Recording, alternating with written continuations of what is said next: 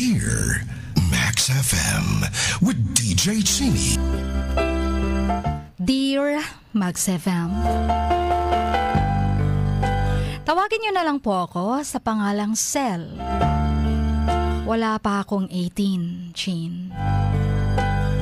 Pero humihingi ako ng advice mula sa inyo. Grade 1 pa lang po kasi ako nung naghiwalay ang parents ko.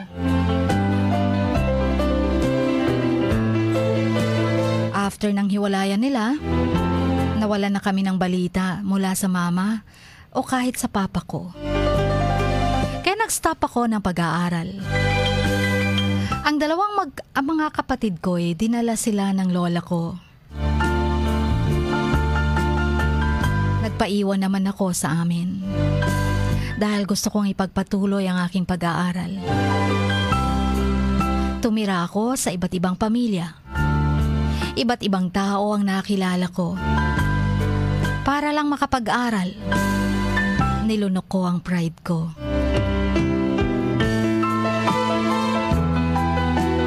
Nakikisuyo ako sa iba't ibang pamilya. Sana'y ma-sponsor ako sa aking pag-aaral. At hindi po madali ang mga pinagdaanan ko doon. After ilang years pa, umuwi ang mama ko galing Manila. All those years, hindi namin alam nasa Manila pala siya. Naging masaya ako. Pero ang hindi ko alam, hindi naman pala kami ang dahilan ng iniuwian niya or inuwian niya sa loob ng mahabang taon. May iba pala siyang pamilya. May 2 anak. Nung nagkita kami ng mama ko, parang wala lang. Parang hindi niya ako anak. Parang hindi niya ako kilala.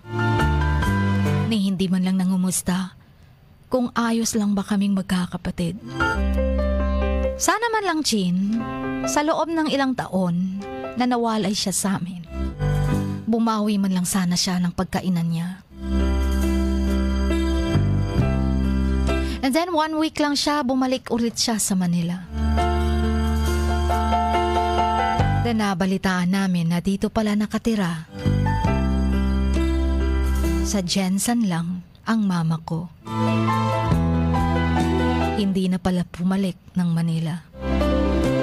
Nakakalungkot lang dahil hindi niya man lang kami makuhang dalawin. Makuhang kumustahin. Then how many days pa sumunod na umuwi ang papa ko? Galing din daw siya Manila. At ang reason niya, nakakulong daw siya sa kasalanang hindi naman niya ginawa. Kinuwento din ni Papa sa amin na may anak siya sa labas. Umuwi nga ang papa ko, pero may kasama naman siyang isang buntis na babae. Meron na rin pala siyang bagong asawa. Katulad ng mama ko. Kaming mga anak nila, iniwan na lang ng basta. Nag-transfer po ako nung grade 7 ako. Sa pag-aakalang paaaralin ako ng papa ko. Kasi sabi niya, babawi daw siya sa amin. Ako lang naman yung anak na tumira sa kanya. Ayaw kasi ng mga kapatid ko na kasama siya. Ngunit after few months, hindi nagtagal, lumabas na naman ang ibang pagkatao ng papa ko. Isang gabing yon, pumunta ang mga kaibigan niya sa bahay. At alam niyo ba kung anong ginawa niya? Hindi niya ako pinakilalang anak niya. Ang sabi niya sa mga kaibigan niya, katulong lang daw nila ako ng asawa niya. Hanggang di nagtagal, lagi niyang pinaparinig sa akin na mana daw ako sa mama ko. Iba't ibang lalaki daw ang kinakasama at walang kwenta. Walang maaabot sa buhay. Kundi maglandi lang daw. Kaya hindi ko maintindihan kung bakit mismong father ko pa ang magsasabi ng ganun. Isa pa, lagi niya akong chinichismis sa ibang tao. Pati na dalawa silang mag-asawa na wala naman akong ginagawang masama sa kanila. Bata lang ako. Aminado ako na lahat ng kakilala ko'y tingin sa akin mana daw ako sa mama ko. Okay lang kung sa kanila manggagaling. Pero yung mula sa papa ko, yung magsasabi, ang sakit para sa akin.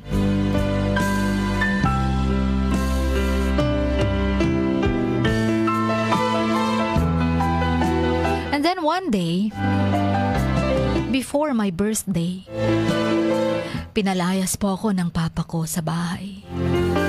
Kasi daw, baka daw may mangyari sa akin na masama. Siya pa daw ang sisisihin. Active po ako kasi sa mga church activities. Isa akong officer din doon, kaya minsan gabi na akong umuwi kasama ang mga cousins ko. Pero ang sabi ng papa ko, may lalaki daw kasi ako sa simbahan, kaya gabi na ako makauwi. And then kinabukasan, sa araw mismo ng birthday ko, dahil hindi ako umalis ng bahay, kahit pinapalayas ako. Nagkulong lang ako sa kwarto, habang sila ay nag-iinuman, kasama mga kaibigan niya. Alam mo ba, Chin, ang isa sa kaibigan niya ay medyo trip ako. Pero alam mo ba kung anong ginawa ni papa ko? Para niya akong binugaw. Nilagay niya ako sa walang kwentang kaibigan niya sa kapahamakan. Muntik na akong gahasain. Kinaumagahan, tinanong ko ang papa ko kung bakit niya nagawa yun sa akin. Sagot niya lang, para matauhan ka. Hanggang sa nakakita ako ng trabaho.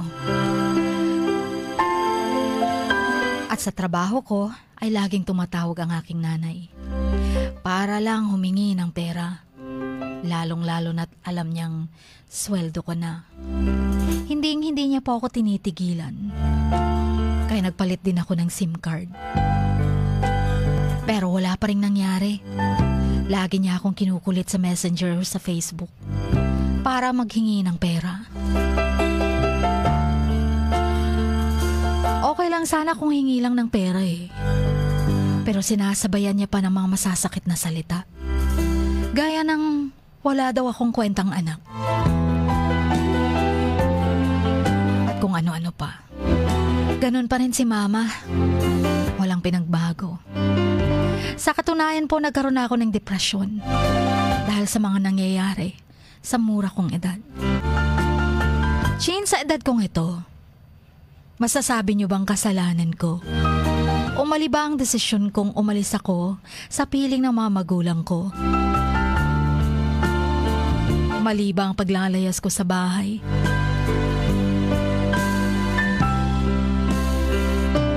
Ginawa ko lang naman yun para wala na akong marinig ng mga sinasabi nilang masasakit. Sa panlalait ng pagkatao ko kahit anak nila ako. Ayoko kasing isang araw, baka hindi ko na matiis. Masagot ko sila. At pagsisisihan ko pa. But I'm trying to give a chance to my parents. For how many months na sinubukan kong manatili sa kanila, I never felt the love from them.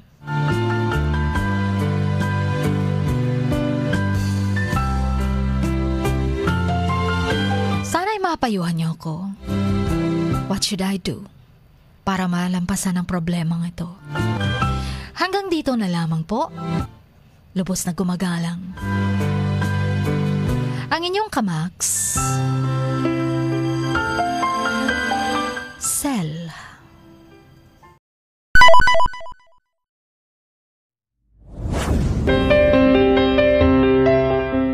Sing like no one is listening. Love like you've never been hurt. Dance like nobody is watching. And live like it is heaven on earth. Dear Max FM. Dear Max FM with DJ Chini. Samahan si DJ Chini tuwing 1:00 hanggang 3:00 ng hapon, Lunes hanggang Biyernes sa Dear Max FM. Dear Max FM with DJ Chini. Ipadala na ang sarili niyong kwento, matuto ng leksyon at gawin itong inspirasyon. Dear Max FM with DJ Chini.